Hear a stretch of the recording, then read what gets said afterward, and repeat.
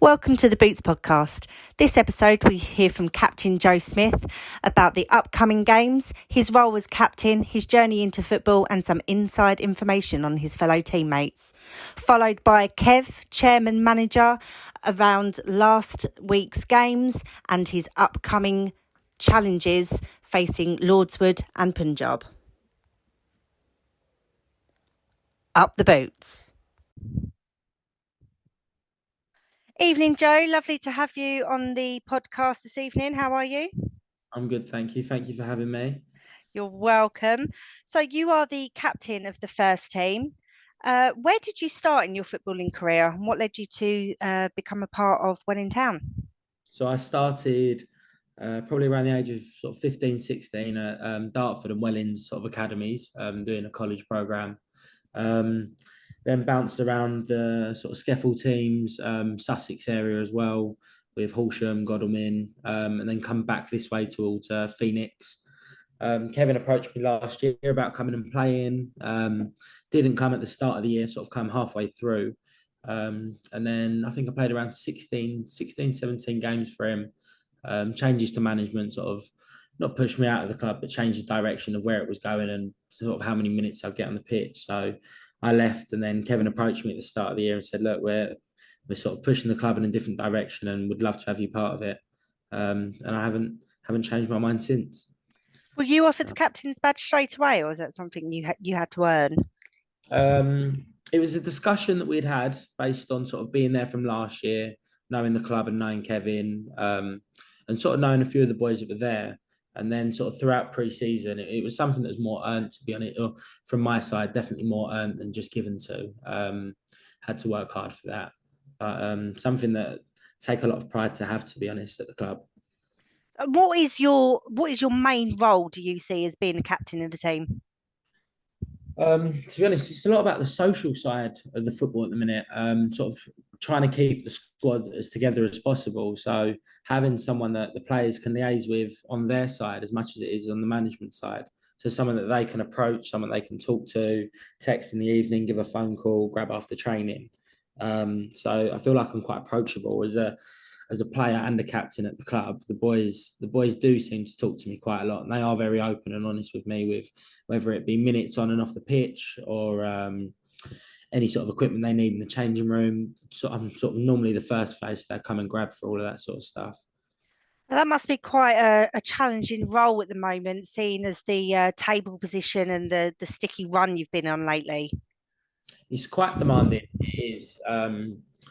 The sort of the challenges we're coming across really is getting out of that bottom group, and it's really is doable throughout the season. There's still a lot of games left to play. There's been a lot of changes to the club as well, player wise. Management, we've now got some extra support within the coaching, which has actually taken quite a bit of weight off me because it's another person for the players that they can talk to with their roles, what they need to do on and off the pitch.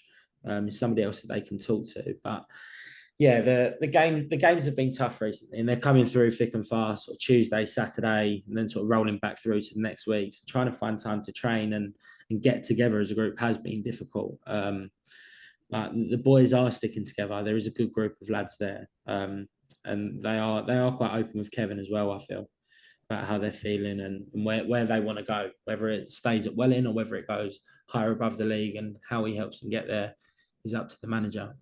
You mentioned the games coming thick and fast. As a non-league player, and obviously on a Tuesday evening, having to go to work during the day and then play at 90 minutes in the evening, how difficult is that? It's challenging. A lot of the boys have quite active jobs. We've got a few labourers in the team, quite a few teachers around.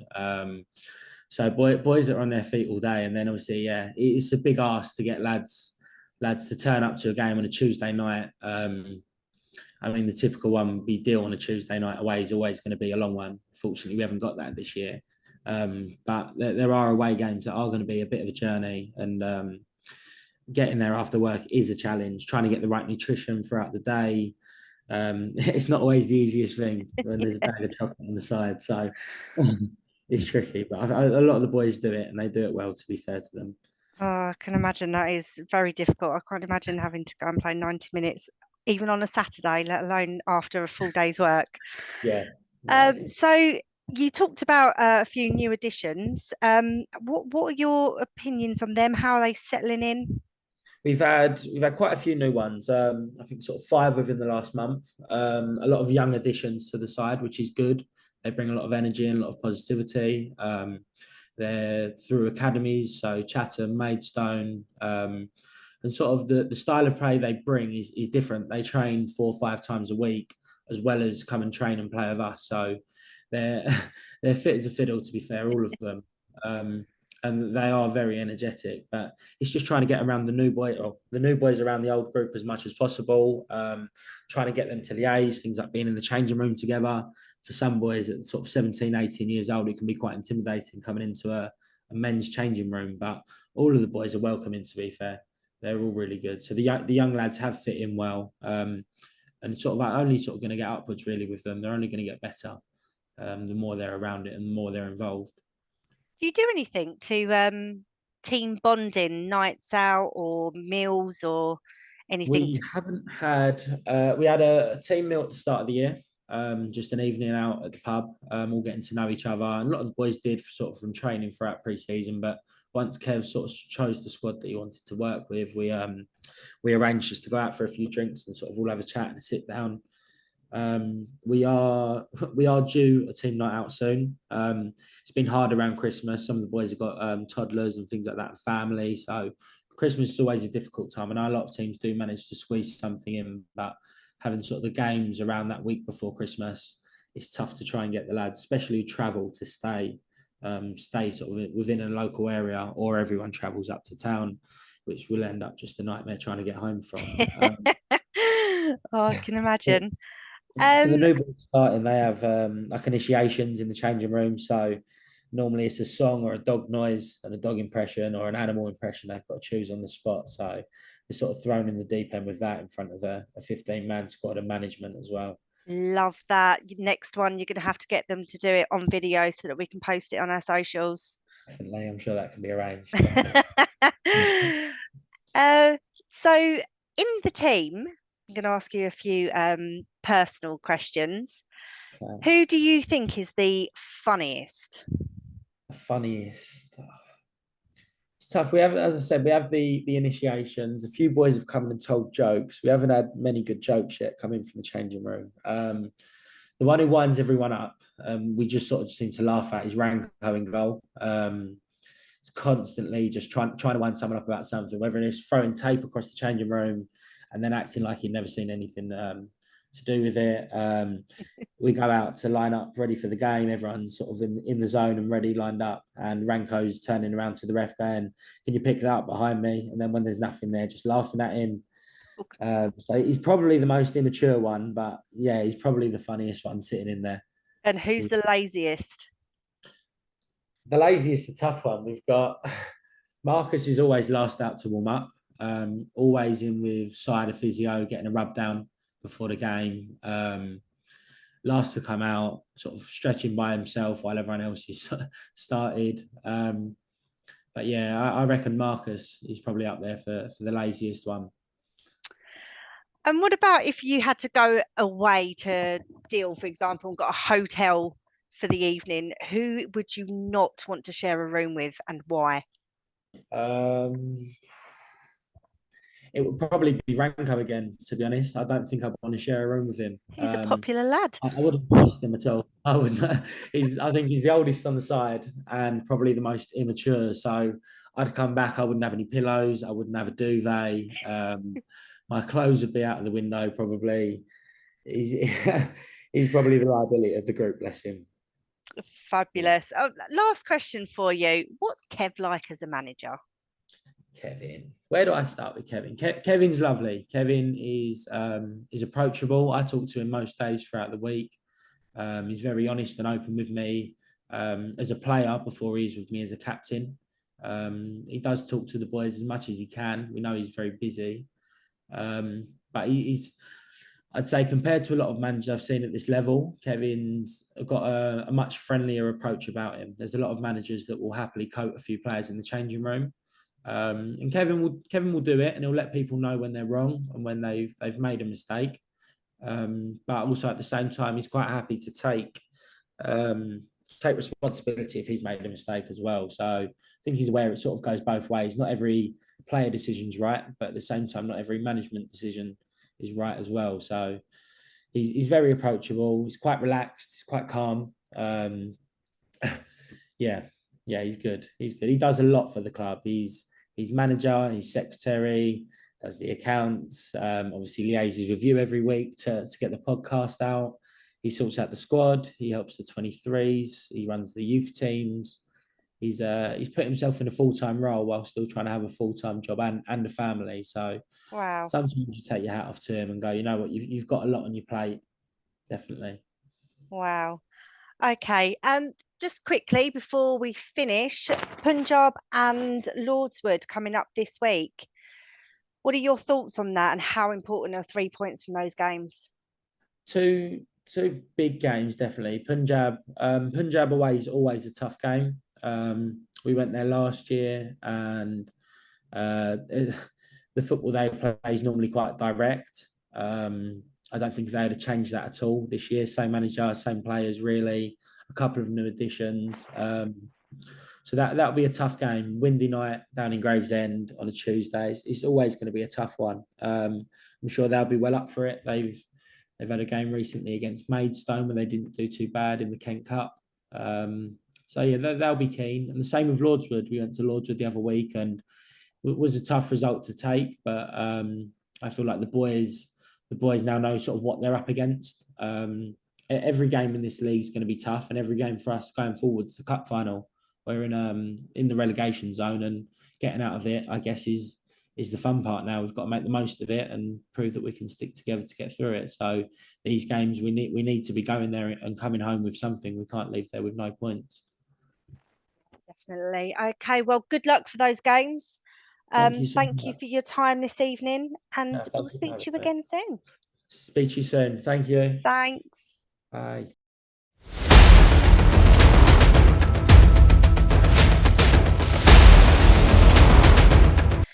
Good morning, Kev. How are you? Yeah, good, thanks. Hope you're okay. Yeah, not too bad. It was a difficult game on Saturday. Do you want to talk us through it? Yeah, another defeat, unfortunately. Losing has become a little bit of a habit, as one of the lads said after the game. I think there were some spells in the match that we did well, and some individual performances that were decent, but overall disappointed with another loss, especially having gone in front. But Erith, worthy of their victory. I mean, our man of the match was probably our goalkeeper, Jack Rankin. So I think that's a reflection of the game, really. But yeah, positive signs. I think some of the new boys are becoming more familiar with their teammates now. So yeah, hopefully we'll move upwards with the two big games that we've got coming up this week. Obviously, positive to take, as you said, going ahead. How do you pick the morale up after almost a consistent losing streak? How do you get the boys together again and kind of their heads up moving forward? It is difficult to do, admittedly, and nobody likes being in this position, but there's just as much onus on the boys to do that within their group, rather than just management all the time. There were a couple of very vocal people in the changing room after the game that showed a lot of passion and frustration about the situation that we're in, and a determination to put it right. That needs to move on to the pitch, as opposed to just being words that are spoken after a defeat. If we can walk onto the pitch with the same kind of passion and attitude and enthusiasm that we show when we get frustrated about losing, then maybe we won't lose so often. So yeah, that was pleasing. Obviously we don't train this week with the midweek game, so we're straight back into it tomorrow night against Punjab. And yeah, I'm confident that we'll get a reaction after some of the things that were said after the game on Saturday. And how are Punjab doing this season? How do you think you will fare against them? Yeah, pretty well. I know Chippy and a lot of his players well. They've had a consistent side this season. We gave them a good game at our place. They only equalised against us in the final minute. Their side hasn't changed an awful lot since then. Ours has.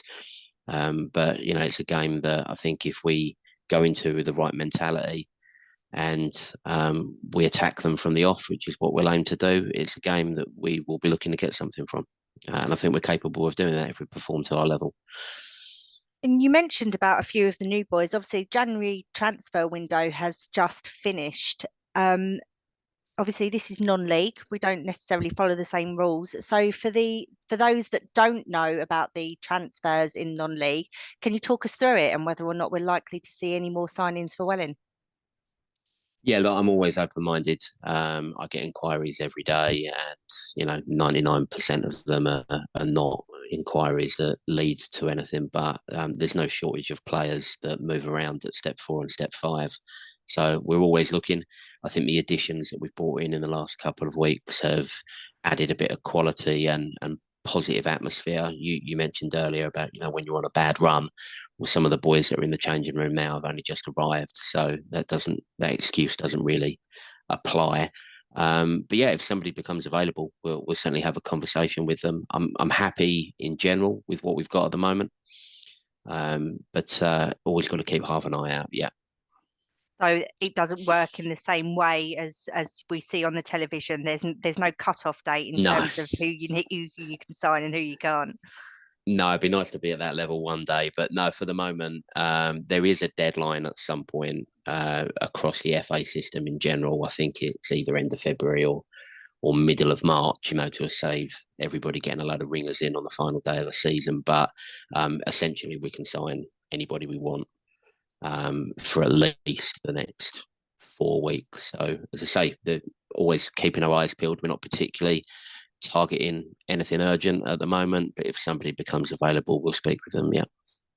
Excellent. And another game on Saturday against, remind me. Lordswood. That's the one. And almost a must-win game. Yeah, it will be now. With every game that gets ticked off, and every defeat, it just means that the next victory is even more critical. We won't be taking anybody lightly. And as I say, Punjab tomorrow evening will obviously be tough, but the Lordswood game at home on Saturday is crucial. I think I made some comments when we started this podcast a few weeks ago that we had only played Lordswood at the beginning of January, and I think our performance on that particular day was not good enough until the point that we went behind, and then all of a sudden we looked like a much better side that cared, and by then it was a little bit too late, unfortunately. And they have made some changes and additional signings in the last couple of weeks with their new management, but that's a game that we need to be looking to win. I mean, we're going to every game obviously trying to get something from it, but a mid-table side at home, the situation that we're in, we need to be getting something from that, so we'll be going to that one to win. Yeah. Looking at the league, obviously Welling are a relatively small club in comparison, haven't been around for as long as some of the more established clubs. And looking at the top of the league, what do you think of this league, and where do you think the title will lay, and who with? Deal are probably the best team that we've played this season, and with their games in hand, I think it's theirs to throw away. I don't mean that disrespectfully to anybody else. There's a lot of very good sides at the top of the division, but for me at the moment, they're the ones that are in the best position with their games in hand. But the quality of the league in general and the amount of money that flies around for some of the sides in the top half is ridiculous for this level. But each to their own. They're trying to get out of the division. Good luck to them. It wasn't so long ago that it was us that were doing the same kind of thing, albeit 3 or 4 levels below. And even a conversation I had with somebody at another club in our division 2 or 3 days ago about the history of our club. I think there's a lot of people in and around this level that don't realise where we've come from. And we've played teams in recent weeks where people have made comments about us not having a lot of supporters and things like that. And to a degree, that's inevitable when you've come from the park 5 years ago. But we need to make sure as the club continues to grow over the next few seasons, that we start to remedy some of these issues, make sure that we're on a level playing field and we can compete a little bit better with Erith Towns and other teams who've been successful at this level for a long time. And how do you go around raising that support? Because obviously support is very important, especially if you're going behind, or even when you're in front and playing well, to have that support behind you and the people cheering really motivates the lads. So how do you get that? Yeah. Very easy to write a list of things you could do, a lot more difficult to implement it. I mean, people have said for a long time about me personally, I need to have more helpers. Well, yeah, of course, we'd love to have that. Where do we find them? Because we're all for people getting involved with the club and helping out. In terms of supporters on the pitch, supporters watching the games on the pitch, it probably doesn't help that we've moved around quite a lot.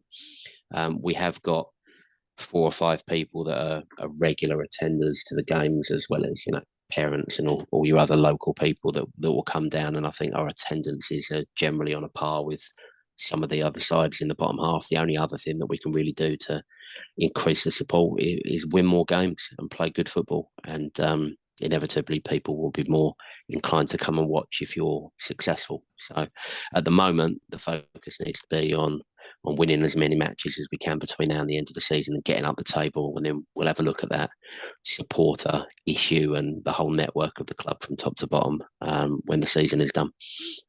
Okay, well, we wish you lots of luck for Tuesday, and we will hear from you again, obviously, on Saturday, but we'll hear from you again next week. Yeah, nice one. Thank you. Thanks. Take care.